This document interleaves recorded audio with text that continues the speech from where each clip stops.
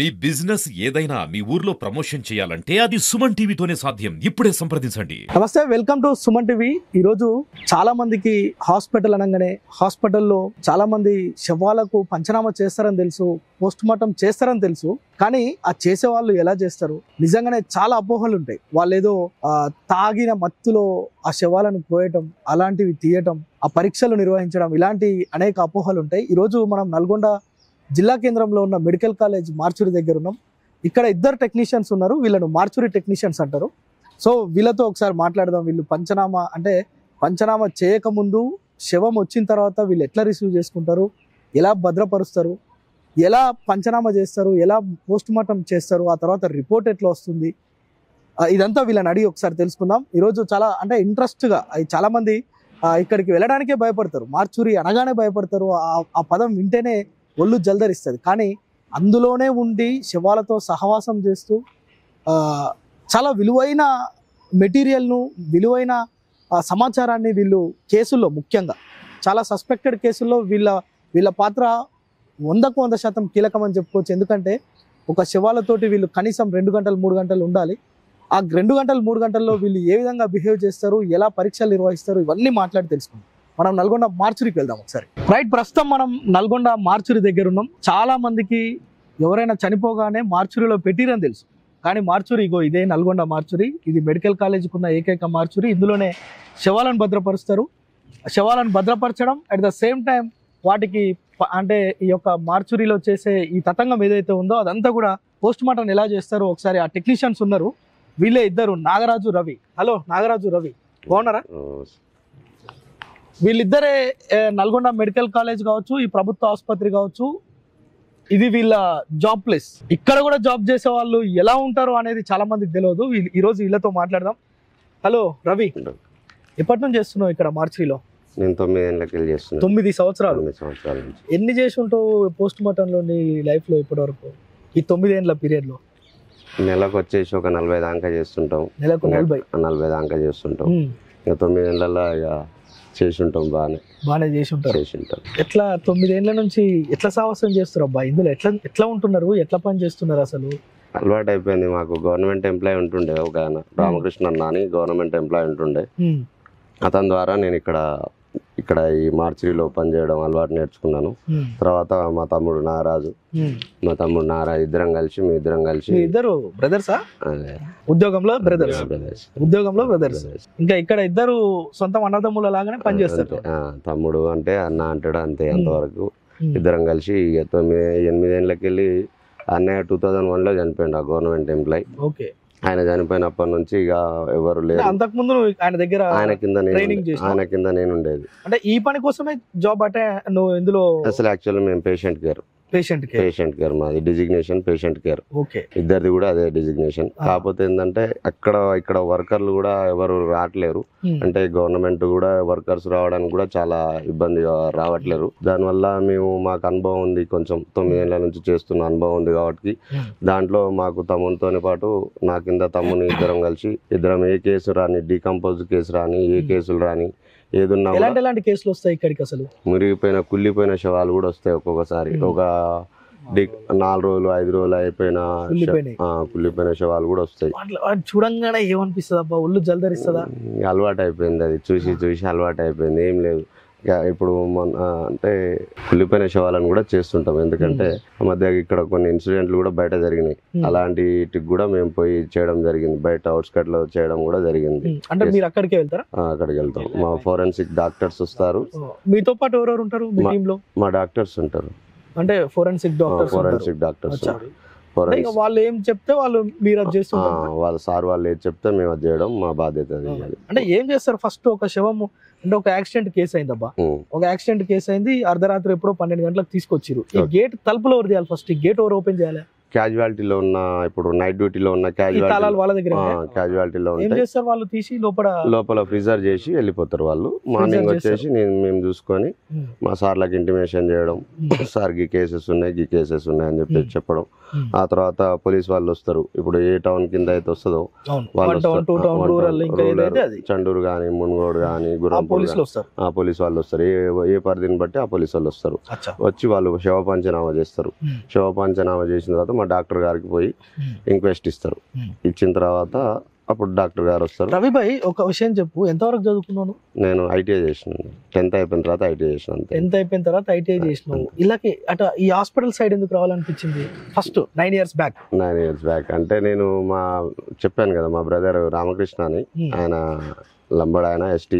కాకపోతే ఏంటంటే మా చిన్నప్పటి నుంచి మిత్రుడు ఆయనకు. నాకు వాళ్ళ అమ్మ కూడా ఇక్కడే చేసింది. చనిపోయిన తర్వాత అన్నకు గవర్నమెంట్ జాబ్ వచ్చింది ఇక్కడే. ఆయన చేసుకుంటూ ఎట్లనే అన్నకాడికి ఇట్లా వచ్చిపోతుండేది, కామన్గా ఇట్లా వచ్చిపోతుండడం వల్ల అప్పుడు వర్కర్లు కూడా ఆయన కూడా ఒక్కడే ఇబ్బంది పడుతుండేది. దాంట్లో నన్ను అరే తమ్ముడు రారా ఏదన్నా ఉంటే దోస్తాన్లో వచ్చేదా? ఉద్యోగం ఎక్కలే ఎక్కకముందే దోస్తాన్లో వచ్చి మార్చురి అంటే తెలుసు అప్పుడు? తెలుసు. నేను వచ్చి అన్న ఇట్లా సంగతి, అరే రారా తమ్ముడు అని చెప్పి ఆయన పిలవడం జరిగేది. దంటకు పిలుచుకోలేదా నేను? అంతే, దంటకు వచ్చేసి గ్లౌజ్ వేసుకోరా అని చెప్పేసి గ్లౌజ్ వేసుకునేది. ఆయనతో పాటు నేను చేసుకుంటూ ఉండేది. ఆ తర్వాత ఏమైందంటే మా అదృష్టానికి ఏంటంటే మెడికల్ కాలేజ్ ఒకటి పడ్డది. ఆ మెడికల్ కాలేజ్ లో పేషెంట్ కేర్ డిజిగ్నేషన్ ఒకటి పడ్డది.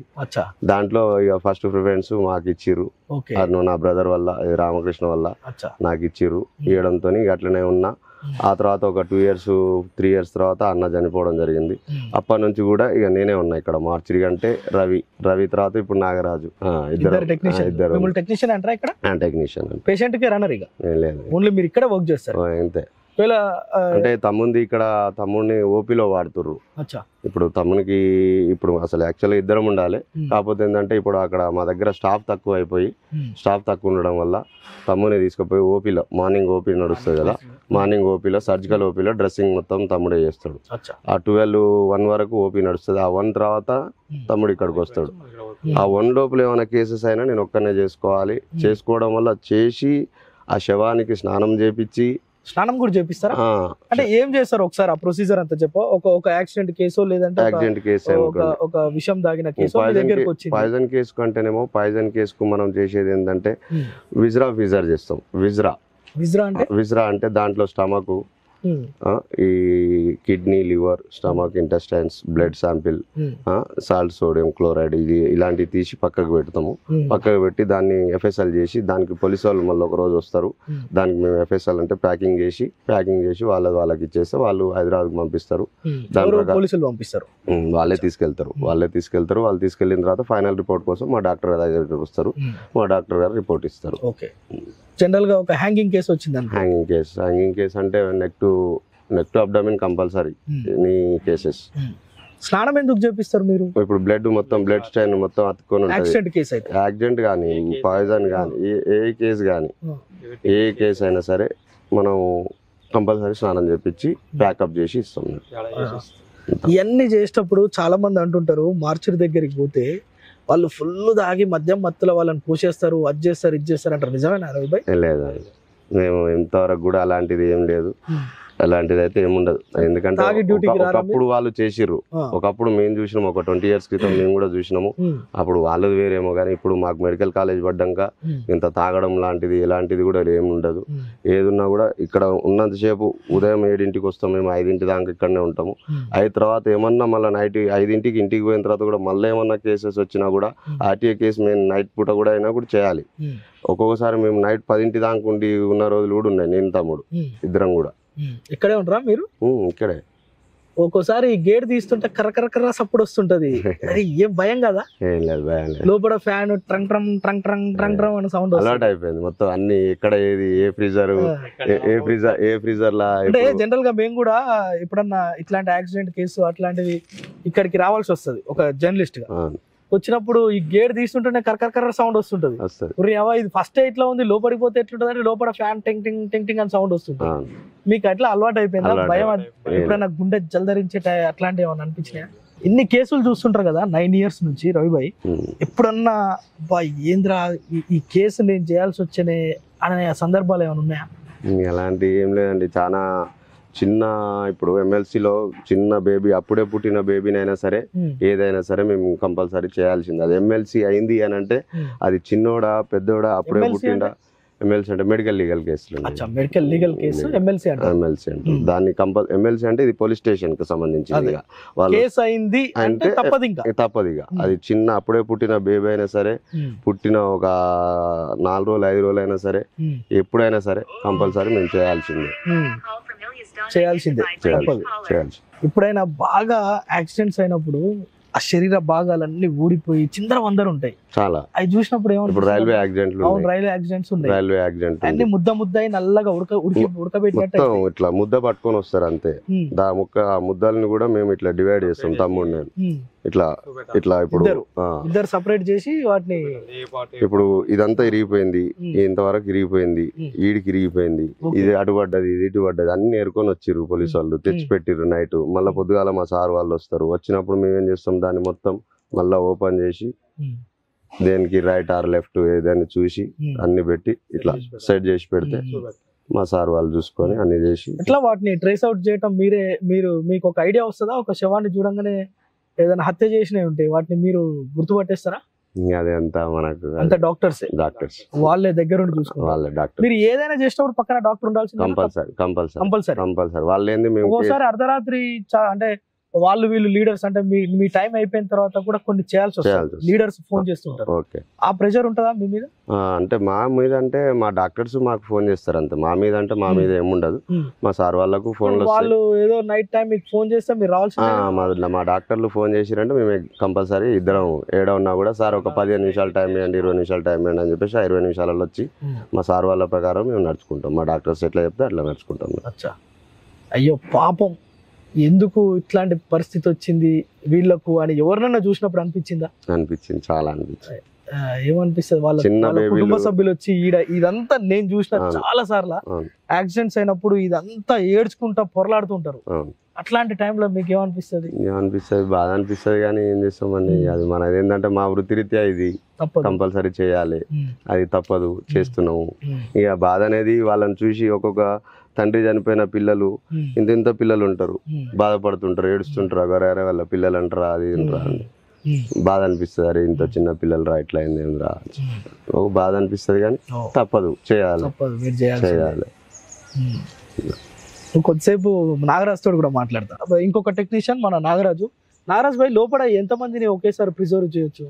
7 అంటే మనకున్న స్కోప్ 7 మందిని చేయొచ్చా? 7 మంది అంటే నువ్వు చేయబట్టి ఎంత కాలం అవుతుంది? 8 సంవత్సరాలు. 8 ఏళ్ళు. ఇంట్లో ఏమన్నారు, అబ్బా ఈడ పని చేసి వచ్చినావు? నేను ఇంతకుముందు వార్డలో కూడా చేసేది. తర్వాత రామకృష్ణ ఉన్నప్పుడు అప్పుడప్పుడు కేసులు ఉంటే వచ్చేది. అన్న కూడా నువ్వు నేర్చుకోరా, బండి జర మంచిగా చేస్తావు అంటే అట్లా మామూలుగా వచ్చి. మీకు జీతాలు ఎంత మరి ఇందులో? ఇక్కడ మార్చురీ టెక్నీషియన్స్ కి ఏమన్నా ఎక్కువ ఉంటుందా? ఎంత జీతం? ఒకటి జీతం మొత్తం 11,500. 11,500. అదే వేరే వాళ్ళకి 20,000 ఇస్తామన్నా ఇళ్ళకి రారు కదా అసలు. గవర్నమెంట్ ఎంప్లాయీలే వస్తలేరు. 70,000 గవర్నమెంట్ ఉద్యోగస్తులే రారీడికి. మీరు 11,000కే ఈ శవాలతోటి దోస్తానం చేయాల్సి వస్తుంది. ఇంకా అది ఎట్లా మీరు బాధ్యతగా తీసుకుంటారా? ఏంద్రా ఈ కర్మ అన్నట్టు ఉంటుందా మీకు? ఇంటికి పోయినాక పిల్లలు భార్య ఏమంటారా మిమ్మల్ని, తల్లిదండ్రులకి? ఇట్లా ఫస్ట్ అయితే వద్దన్నారు. మనం చేసే మెడికల్ ఫీల్డ్ కాబట్టి అన్ని నేర్చుకోవాలి, అన్ని ఉంటేనే మనకు తప్పదు అది. అట్లా అని మనం కూడా ఇల్లు నేర్చు. నారాజ్ భాయ్, నీకు ఎప్పుడన్నా 8 ఏళ్ళ భయమైన సందర్భాలు ఉన్నాయా ఇళ్ళకి రాగానే? అంటే ఫస్ట్ అయితే భయపడ్డా, తర్వాత ఉంటుండే జల్లు అనేది చూడంగానే ఫస్ట్ అయితే భయపడ్డా, చాలా భయపడ్డా. చాలా సార్లు యాక్సిడెంట్ అయినప్పుడు ఒక 5-6 శవాలను తీసుకొచ్చి కుప్పలు వేస్తారట. అంటే వాటిని ఏమనాలి, ఇప్పుడు మర్యాదను గౌరవం అనలేము, కానీ శవాలను కొంత నీట్ గా భద్రపరచాలి అనేది కొంత ఉంటది. శవం కదా, కొంత మర్యాద ఇస్తారు. ఫ్రీజర్ల కంటే ఎక్కువైనప్పుడు వాటిని కుప్పలు వేసేస్తారు, మార్చురీలా పట్టించుకోరు, అడ్డగోలుగా శవాలను పడేస్తారు అని అంటారు. నిజమేనా? అట్లాంటి ఏముండదు. అంటే ఒక 7 శవాలను అయితే మనం ప్రిజర్వ్ చేయొచ్చు.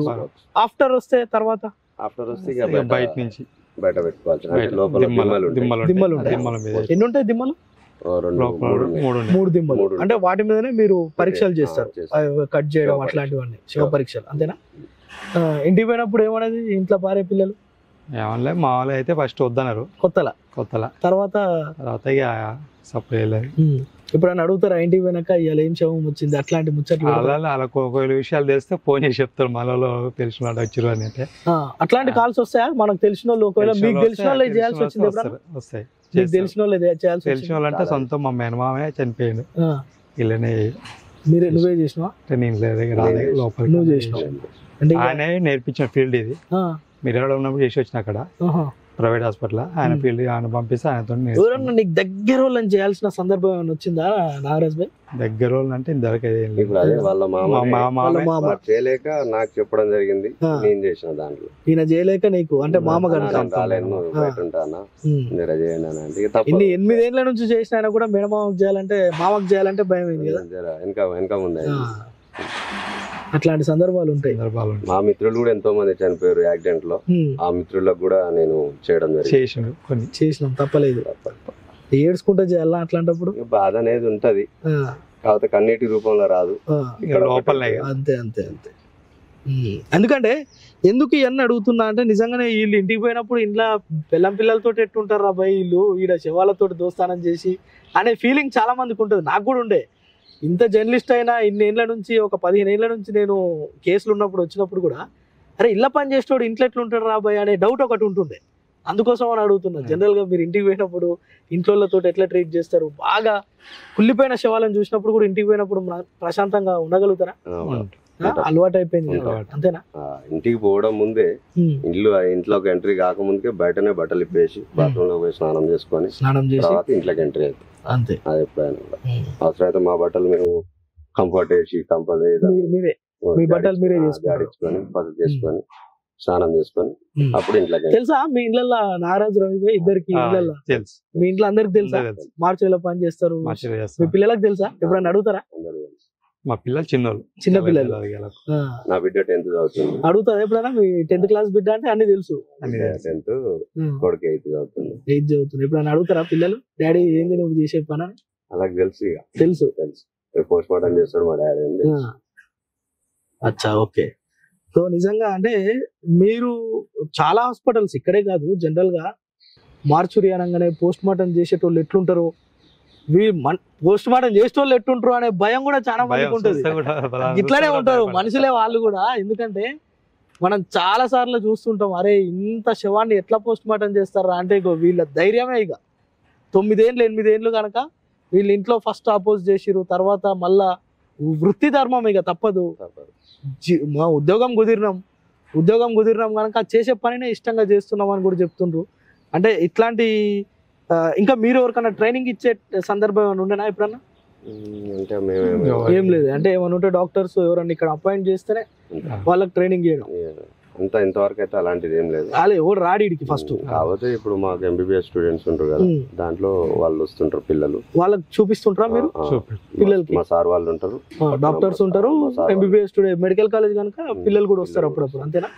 ఎక్స్పెరిమెంట్స్ కోసం వస్తారు. అచ్చా వాళ్ళు కూడా వస్తారు, మనం తీసి చూపించడం జరుగుతుంది మొత్తం. ఓకే రైట్ రవి భాయ్ ఇదే ముచ్చట్లు. ఎందుకంటే ఈడ ఏం జరుగుతుంది కొంత చూపిద్దాం, వాళ్ళు ఎట్లుంటారు మనుషుల్లాగానే ఉంటారా ఇంకా వెరైటీగా ఏమైనా ఉంటారా అనే చాలా డౌట్స్ ఉంటాయి కదా. అందుకోసం అనే సుమన్ టీవీ ద్వారా జనరల్ గా మేము హాస్పిటల్కి వచ్చి పెద్ద డాక్టర్లను ఇంటర్వ్యూ చేస్తాం, కానీ మీరు కూడా ఉంటారు హాస్పిటల్లో, మీరు కూడా భాగమే. మిమ్మల్ని చూపించాలనే ఈ రోజు వచ్చిన, స్పెషల్ గా మీకోసమే వచ్చిన. రైట్ రవి భాయ్, నాగరాజ్ భాయ్ మీ సేవలు ఇట్లనే. అంటే చాలా మందికి చనిపోవద్దు అనే ఆలోచన మాకు కూడా ఉంది, కానీ అన్ఎక్స్పెక్టెడ్ గా చనిపోయి ఇక్కడికి వచ్చినప్పుడు మాకు ఒక చిన్నది ఏంటంటే ఈ సుమన్ టీవీ ద్వారా మేము ఒకటి చెప్పదలుచుకుంది. చెప్పండి. మాకు ఒకటి ఇప్పుడు గవర్నమెంట్ ఎంప్లాయీస్ లేరు ఇక్కడ, ప్లస్ ఏమన్నా పోస్టర్స్ పడితే మాత్రం జస్ట్ మాకు ఫస్ట్ ప్రిఫరెన్స్ ఇచ్చి జరా మాకు ఏదన్నా గవర్నమెంట్ చేసే విధంగా చూస్తే మాకు చాలా సంతోషం. 100% చెప్దాం. మనం కూడా ఈ రాష్ట్ర ముఖ్యమంత్రి కావచ్చు, ఇక్కడ ఉండే మంత్రులు కావచ్చు, ఇక్కడ ఉండే కాంట్రాక్టర్స్ కావచ్చు, అధికారులు ఎవరైనా వీళ్ళు 10-11 వేలకే దాదాపు ఈ శవాలతోటి సహవాసం అంటే మామూలు మాటలు కాదు, మాట్లాడుతుంటేనే ఒళ్ళు జల్దరిస్తుంది. సో ఇట్లాంటి వాళ్లకు నిజంగా కూడా వేతనాలైనా పెంచాలి, వాళ్ళు కోరుకునేది అదే. మేము ఇంత నిష్ఠతోటి పనిచేస్తున్నామన్నా, మేము పని చేస్తున్నాం ఇక్కడ, ఇంత పని చేస్తున్నాం, మాకు 11,000 జీతం వస్తున్నాయి. మాకు రెగ్యులర్ పోస్టులు అంటే ఈ మార్చురీ టెక్నీషియన్ పోస్టులు ఏవైతే ఉంటాయో అవి పడ్డప్పుడు వీళ్ళకి ఫస్ట్ ప్రయారిటీ ఇవ్వాల్సిందే, వీళ్ళని పెట్టాలని. వీళ్ళు పెద్ద డిమాండ్ ఏం కాదు, ఇది ఏమో ఇదేదో పెద్ద ఊహించని కోరికేం కాదు. వాళ్ళు చేస్తున్న పనిలో వాళ్ళకు కొంత రెగ్యులరైజ్ చేసి కొంత జీతం పెంచితే ఇంకా కొంత సాటిస్ఫైగా పని చేయగలుగుతారు. ఎందుకంటే ఇక్కడ పని చేయడం అంటే ఇది సవాల్తో కూడుకున్నది. మనం జనరల్ గా యాక్సిడెంట్ కేసును చూస్తేనే నైట్ కొందరు నిద్రపోరు, కళలలో వస్తారని. కానీ వీళ్ళు ప్రతిరోజు నెలకు 40 చేయడం అంటే నాట్ ఎ జోక్. సో వాళ్ళు కొంత జీతం పెంచాలి, రెగ్యులర్ ఎంప్లాయీస్ గా పరిగణించాలని కోరుతున్న పరిస్థితి. అలానే మాకు ఇప్పుడు మా డాక్టర్స్ కూడా 2 డాక్టర్లే ఉండరు. మాకు మా డాక్టర్స్ కూడా అక్కడ కూడా మా సార్ వాళ్ళు కూడా 2 స్టాఫ్ లేరు, డాక్టర్స్ 2 ఉన్నారు. దాంట్లో ఒక సారు కేకే సార్ అని హెచ్ఓడి సార్, ఇప్పుడు present incharge HOD Krishnamurthy sir. ఆ సార్ ఏంటంటే ఆల్రెడీ నాగర్ కర్నూలు సార్ది, అంటే అక్కడ డ్యూటీ అక్కడ డిప్యుటేషన్ లో సార్ ఇక్కడ ఉండరు. ఇప్పుడు ప్రజెంట్ ఉన్నది ఎవరే అంటే ఒక రెహమాన్ సార్ ఒకరే, రెహమాన్ సార్ కృష్ణమూర్తి సార్ 2 ఉన్నారు. మా డాక్టర్స్ కూడా మాకు పొదవనే ఉన్నారు, వర్కర్ లాంటివా మేము 2 ఉన్నాం. ఆయన కూడా ఏదంటే నడిపియాలి, నడుస్తుంది అన్నట్టు మేము నడిపిస్తాం. సార్ వాళ్ళు చెప్తారు, మేము చేస్తున్నాం, కొంత డాక్టర్స్ కూడా ఇక్కడ రిక్వైర్మెంట్ ఉంది. సో మీతో పాటు ఇంకా మీకు హెల్పర్లు కూడా అవసరం. ఇక్కడ మీకు జీతాలు పెంచాలి, హెల్పర్స్ అవసరం, డాక్టర్స్ ని కూడా మీరు కొంత పెంచితే మీకు కొంత ఈజీ ఉంటుంది. ఎందుకంటే వాళ్ళే రావాలి, వాళ్ళు ఉంటేనే మీరు చేయాలి కనుక వాళ్ళు ఇక్కడ లేకపోతే కష్టం, అంతే కదా. సో ఇది వాళ్ళ నిజంగా కూడా వాళ్ళు పెద్ద గొంతమ్మ కోరికలు ఏం కాదు. ఇక్కడ 2 డాక్టర్లు ఉన్నారు, అందులో ఒక ఆయన డిప్యుటేషన్ లో ఉన్నాడు. ఆయన వాళ్ళు ఉంటేనే ఇక్కడ వీళ్ళు పని చేయాలి కనుక ఇంకొక 2-3 డాక్టర్లను ఇక్కడ వీళ్ళకి గనక కేటాయిస్తే వీళ్ళ పని త్వరగా అవుతుంది. ఒక్కోసారి 4-5 కేసులు వచ్చినప్పుడు ఇబ్బంది అవుతుంది. సో అందుకోసమనే వీళ్ళ జీతాలు పెంచడంతో పాటు వీళ్ళకి అవసరమైతే టెక్నీషియన్స్ చేయడం, లేదంటే ఇంకొక డాక్టర్స్ ని కూడా ఇక్కడ కేటాయిస్తే బాగుంటుంది అనేది వాళ్ళ న్యాయపరమైన డిమాండ్, న్యాయపరమైన కోరిక. డిమాండ్ కూడా కాదు, కోరిక.